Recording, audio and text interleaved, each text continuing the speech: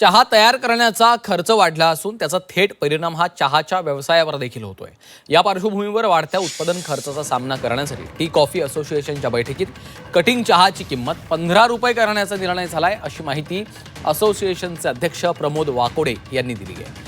भविष्यात साखरेचे दर लक्षणीयरित्या घटले आणि चहासाठी लागणाऱ्या कच्च्या मालाच्या किमती नियंत्रणात आल्या तर चहाच्या दराबाबत पुनर्विचार नक्कीच केला जाईल, अशी देखील भूमिका असोसिएशननं मांडली आहे।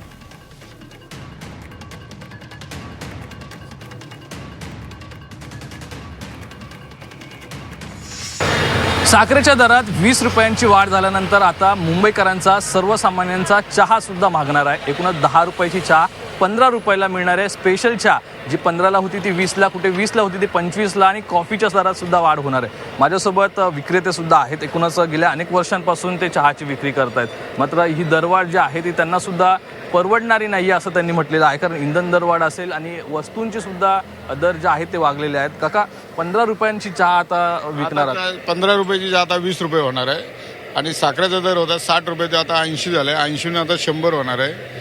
आता इथून पुढे कॉफीचा दर होता कमीत कमी 15 रुपये, ते आता 25 रुपये होणार आहे।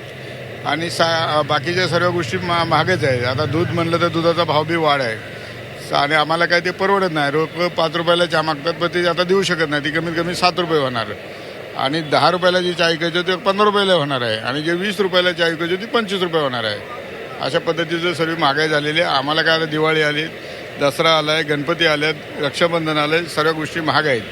त्याच्यामुळं काही परवडत नाही लोकांना। काही सामान्य माणसाचं ह्याच्यात बरेच काही गोष्टी अडचणीच्या झालेल्या आहेत। भाव वाढवले तरच खिशाला ही चहा परवडेल, विकण्यासाठी ही चहा परवडेल असं त्यांनी म्हटलेलं आहे। कारण इंधन दरवाढीनंतर एकूणच इंधनाचा दर वाढलेला आहे, मात्र चहाचा दर वाढवण्यात आला नव्हता। मात्र आता साखरेचा दर 20 रुपयांनी वाढल्यामुळे कुठेतरी चहाच्या दरात सुद्धा तो वाढ करण्याची गरज असल्याचं विक्रेत्यांकडून म्हटलं आहे। कॅमेरा पर्सन प्रमोद गरुडसह स्वप्नील जाधव, जी 24 तास, मुंबई।